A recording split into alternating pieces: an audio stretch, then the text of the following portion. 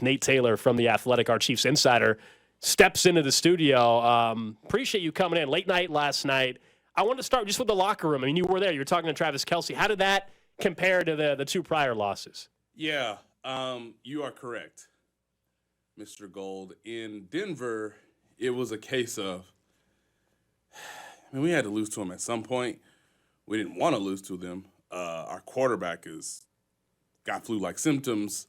And we turned the ball over. We sort of handed them the game, and finally they beat us, right? When the season began against Detroit, it was one of the most difficult games to sort of analyze in the moment, right? Because no Travis Kelce, no Chris Jones, or Chris Jones was... Mistakes in that game, too. In the suite. Yeah, he obviously there's mistakes in that game. No Kadarius Toney in the locker room, which there's a pattern. No Marquez Valdez-Scantling in the locker room. Although today he sort of acknowledged and apologized for his ill-timed mistake last night. But look, when they lost to Detroit, it was tough because so many guys are saying, like, it's a new season. It's a new season, like, last year's last year.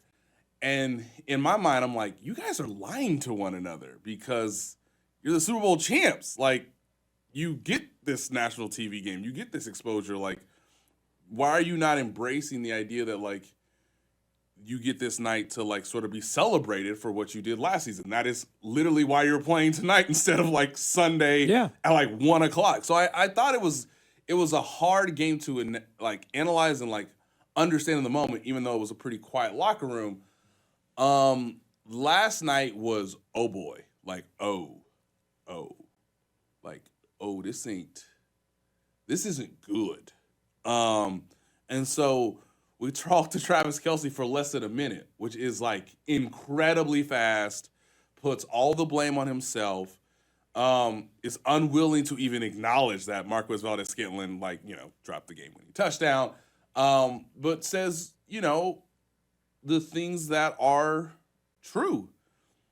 They have an issue with penalties, with turnovers, with drops, and he had one of the biggest mistakes of the game last night on a play that you have to commend Robbie on, because he punches the ball at the exact moment, even as Travis Kelce has two hands on the ball. So that tells you he was fundamentally sound, but of course it's a fumble that you can't have in the red zone. So with everything that's gone on, that's the most devastated locker room this season. Just because you were coming off a bye, everybody was healthy or is healthy.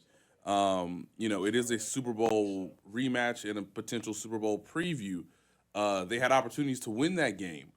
They were up 10 points. So all the ingredients of like a pretty devastating locker room. And again, your oldest receiver slamming his helmet against the tunnel wall and then like basically showering, putting his clothes on and like going to where he doesn't, I didn't even see him. Sometimes you can see guys and you're like, okay, if they don't want to talk, that's their prerogative, but you at least want the opportunity to let them have a chance to sort of give their perspective on their performance or what happened in the game. We didn't get that chance with Marquez Valdez-Scantling. So it's a devastated locker room, and I think it's shocking to their system just because they have real legitimate problems on offense. And I know that Chris Jones and Trent McDuffie and Justin Reed and George Karlaftis, I know they all said the right thing yesterday, which is, nah, man, we had mistakes too. It's tough. We gave up 21 points. That's a little bit too much. Against the number 2 scoring offense in the NFL or whatever it was. It's a little too much, even though we held them under their average. I think deep down they are biting their tongue at the idea of like, we're doing our job. And so if this continues, it's going to have a cumulative effect of, one unit feeling like they're playing as well as possible given the circumstances that they're being put in, and an offense who has a Hall of Fame coach and a just world-talented quarterback not scoring points in the second half. For the third straight game, Nate. And when I watch them play, I guess this is the one thing about like Travis, who's beating himself up about it, I get it. Well, is the rest of it just spill over because Travis doesn't remember this feeling anymore? Is this like going back to the days when he used to show a little bit more of this? Because either the energy was off, the vibe, like from the beginning, the vibe was off of Travis the entire night. So is it hurt? Is it energy? Is it like what the hell was going on? Like, I know we can talk about MVS. It's easy. It's easy to pick on the wide receivers. They stink. MVS can't catch the ball. Sky Moore can't get open. Justin Watson, they stink. They're a bad unit. They're the worst wide receiver unit in the NFL. Cool. 27 drops. Travis can mask. Their plan of let's mask wide receivers with Travis worked last year. Yeah. Something was off specifically yesterday. What do you think was going on there? Travis Kelce and Patrick Mahomes have a burden placed upon them that I think fans truly don't understand yet, which is we have to be all world pretty much all the time because you can't rely upon somebody else of a skill position in the offense outside of Isaiah Pacheco, who you know is going to be consistently giving you plays to like, not just relax, but plays to like, I don't have to do everything, right? So again, the Eagles are saying, look, man, it's like us. I'm playing deep safety. I got a linebacker over here named Alex Gold. I got Cody Tapp, who's a nickel corner.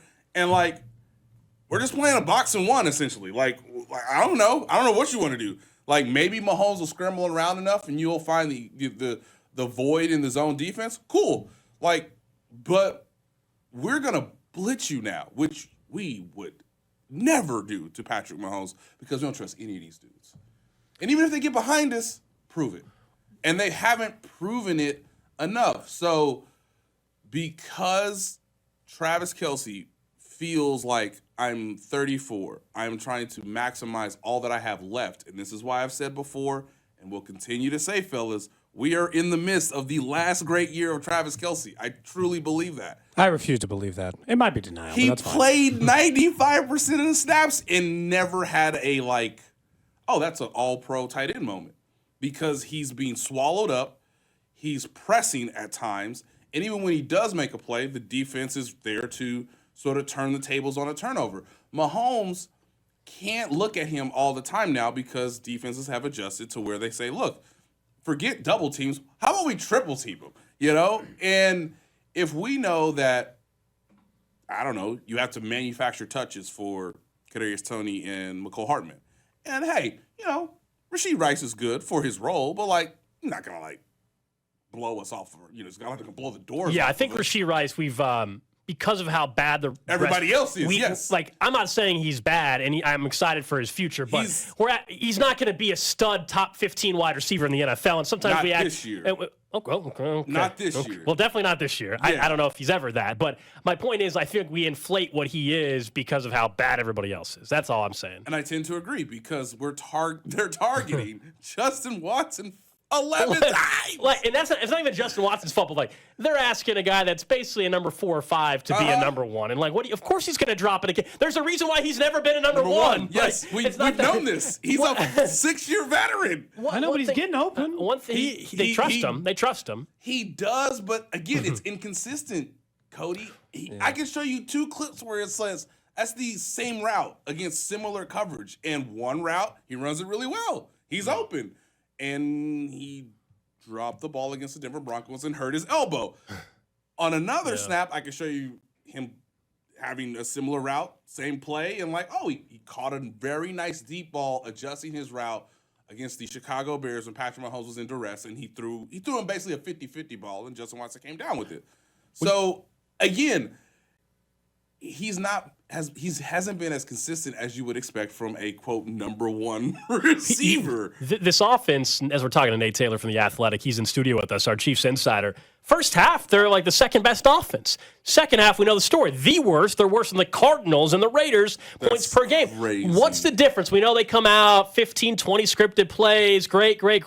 What we were discussing earlier, is it the second half, the opponent makes adjustments, and at some point in the second half, the dude's got to make plays, and they don't have the dudes. Is that what's going on? Yes. I you guys are wise enough to understand like that. Look, you get about 8 minutes in halftime of like real minutes to say like, okay, Let's review the first half stats. Let's ask what the players want. All right, based on what you guys are telling me and the stats reflected, let's do this, this, and this. You only get about you go over a couple of things. 2 to 4 adjustments that are like Even Peyton legitimate. Manning was like, look, they overblow that a little. Of course. And so it's like, hey, let's do these 2 things a little bit more, right? So if you look in if you rewatch the game, the Eagles do a little bit more cover 0 pressure in the second half, which I thought was shocking because, again, every statistic tells you don't blitz Mahomes. But again, we're in a new year, and so the stats are a little misleading now.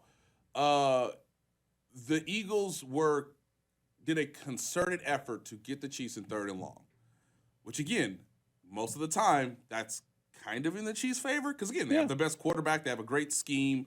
Obviously, they have the best tight end in football, but they were giving up too much in the running game on 1st down, so they tightened that up so that Mahomes again feels a little bit more of a burden, feels a little bit more of a pressure on 3rd and 8s. Now you add a penalty or 2 because Trey Smith is holding, or Jawan Taylor's holding, or Travis Kelce's trying to be a lead blocker on a pretty creative scheme for the running game, but like Hassan Riddick, gets held. It happens. So instead of it being 3rd and 8 or 3rd and 7, we're now in 3rd and 12, 3rd and 14, 15 range.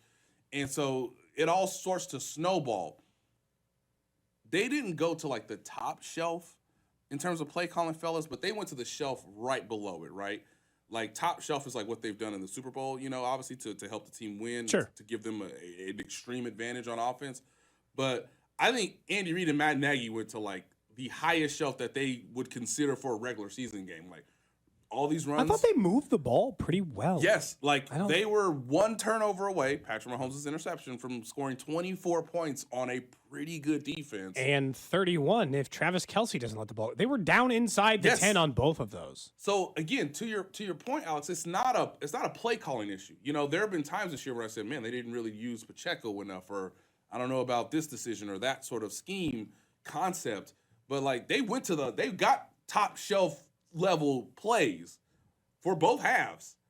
The issue is, and I think it's troubling, 10 games into the season, that the head coach, and as we heard just a little bit ago, less than an hour ago, from the offensive coordinator, they are unwilling to acknowledge the biggest issue. No, they won't talk about it. These dudes do not focus, play in, play out. All their issues are concentration level issues. It's like, hey, if you see the safety, don't loft it. Like as Patrick said after the game, I kind of gotta like flatten them out and like really zip it. Well, that seems like a concentration thing, right? Like if you know what the issue is, but you don't do it, like. So who is that? Is that an EB thing? Is that a Reed thing? Is that a like? Honest to God, EB, he was obviously the hard ass. We understand, like, so and the fundamental guy, the guy who always said strength to finish, strength to finish, strength to finish. I heard it so much in practice that it becomes, nauseating. But it's true. It's a cliche for a reason. Strain to finish. Like, do everything until the absolute whistle is blown. So to your point, Cody, like, I'm not saying Matt Nagy's like saying that all the time. I also understand that Matt Nagy's a completely different coach than Eric Bieniemy. But one of them 2 dudes got to figure it out, right? And when I mean the dudes, I mean Andy Reid and Matt Nagy. They have a lack of concentration. Why are you dropping the ball? Because you're not concentrating on your fundamentals, on watching the ball literally go into your hands and squeezing it in the proper manner, or getting your hands in the right position, right? Why are you holding? Well, it's because you let your footwork go. Yes. Ross Tucker complained to us before the season started. He was like, hey, look, one problem you guys have at tackle is Donovan Smith is lazy. That was pretty much what he said. He said, not that he's not talented enough. He said, he snap in and snap out will just let some go like, meh. It's way too long of a cut. I have it here, but it's like. That was exactly what he said. And he looked at the referee last night like, why are you calling a hold? Dude, you were hugging him. Yeah. Like, come on, man. So, like, they have plays when they're all concentrated, they're all focused. I'll name one. It was 4th and 1 inside the Eagles' territory where they were sharp, crisp, focused. We get a first down. And everybody in the crowd goes, finally. The one thing they solved in the bye week, from this one game sample that we can, dissect is the idea that they actually got their short yardage game correct. They actually had plays and sharp execution. So if there was one thing I can say positive about the coaching staff and the players is, hey, they did really well in short yardage situations. So on 4th and 4 from the 30, whatever, yeah, we got to punt the ball. We got to punt the ball. We got to punt the ball back. Well, to then the Eagles. guess what? This might stun you, Nate, but Justin Watson was down there at the 1 yard line, and the ball he couldn't catch it to pin him back at the 1.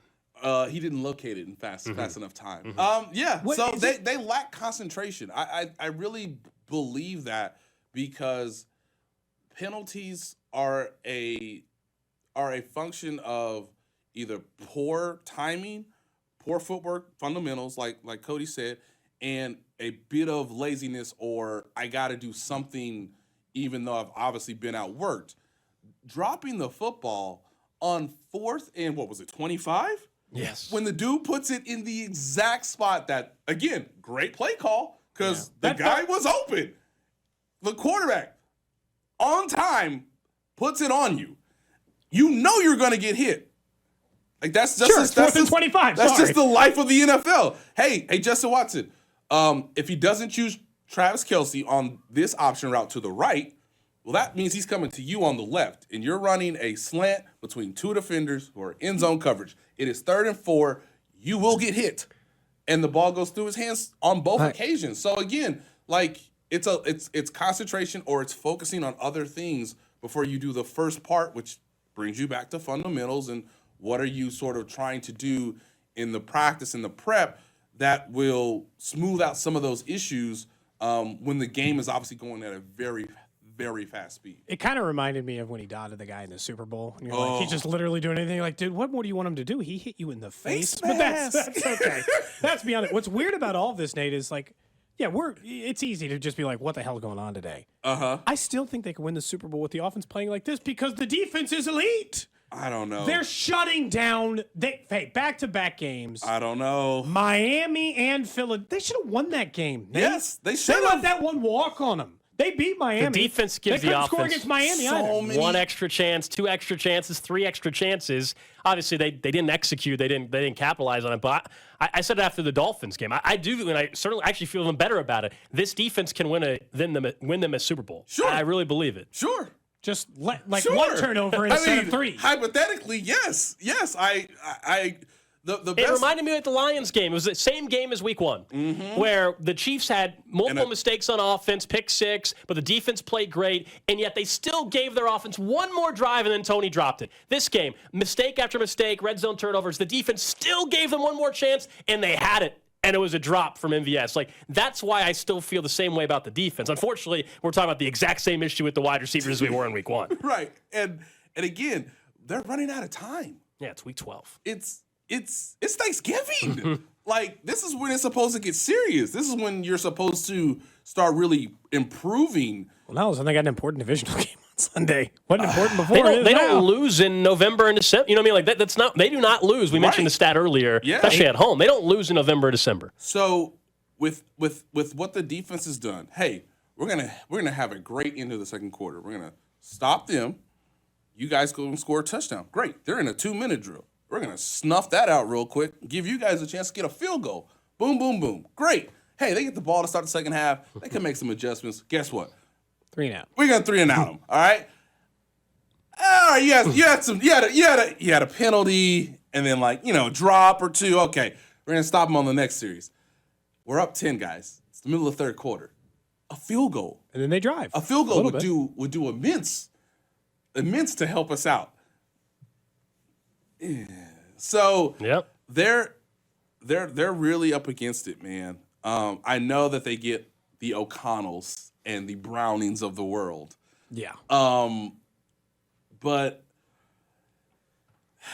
they got to show real consistency on offense. And again, as we've said earlier, they haven't scored a second half point in 3 games against an okay opponent in Denver, a kind of good opponent in Miami, and an actual Super Bowl contending opponent in Philadelphia. So there's levels to this. It's only gotten harder, and their production has been embarrassingly bad. 2 of their losses NFC opponents, right? So it doesn't hurt them in the AFC conference tiebreakers. But the Ravens do have a half-game lead now for the number 1 seed. Do you think this is a game last night that cost them the number 1 seed, or do you still look at the Chiefs' schedule and with the struggles and still And the Ravens' recognize schedule. and knowing that we looked it up, the Chiefs, based on strength of schedule, have the easiest schedule in the AFC and like the 3rd or 4th easiest in all the NFL. The Ravens have one of the 5 toughest schedules remaining. Do you still think they are the number 1 seed? Now, I wrote, as the Athletic required all of us who cover the NFL to give us our bold second half predictions. And gentlemen, He had said that they weren't going to be. I said that the AFC championship game was not going to be at Arrowhead. I know that is. He still said they'd be in it for what it's worth. True, I did say that. Okay. I did say that. But at some point, things are going to change. And I know for Chiefs fans, it's unfortunate to hear that.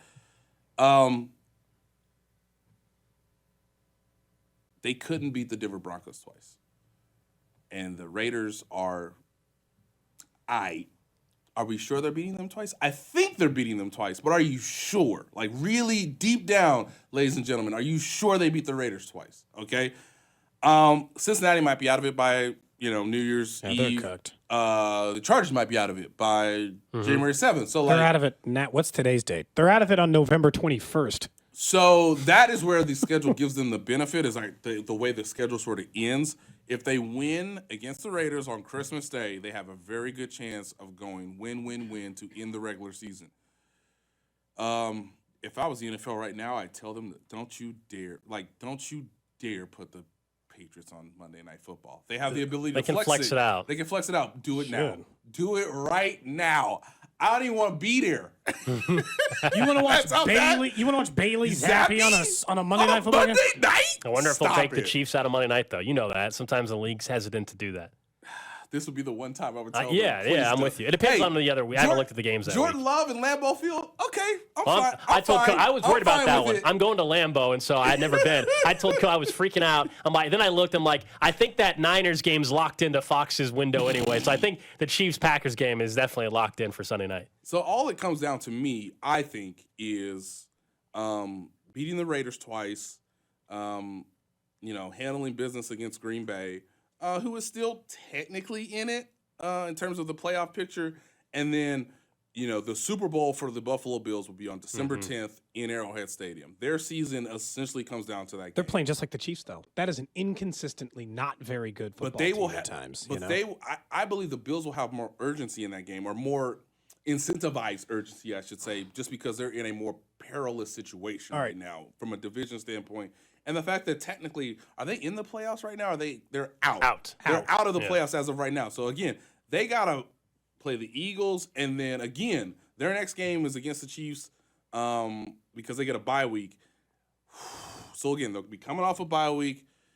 That'll be their season. I mean, who knows if the Bills will beat the Eagles, but they'll have maybe an opportunity to.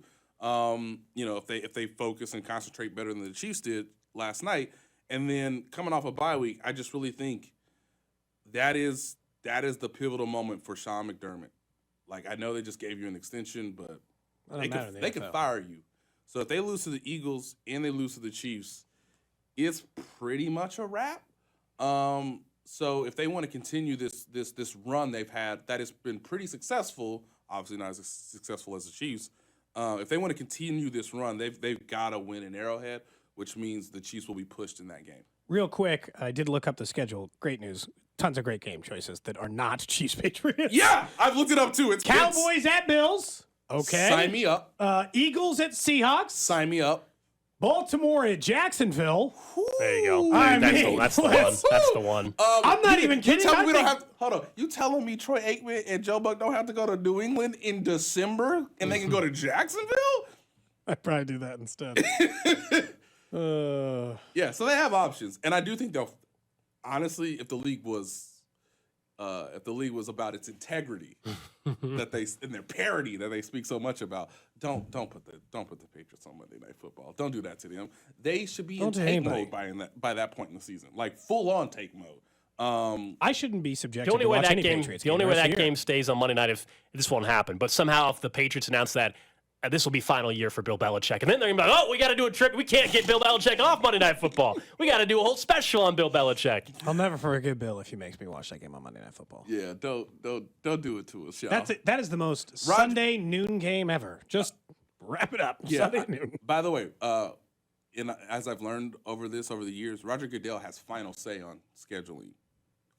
As my understanding, both preseason, like as they're building the schedule in like April, May, and of course now, like obviously it's in association with the television partners and what the networks want, and like obviously advising the teams and like what do they prefer from a scheduling, traveling standpoint. Hey, we would actually lose amount of prep time, amount of rest if you flex us or not flex us.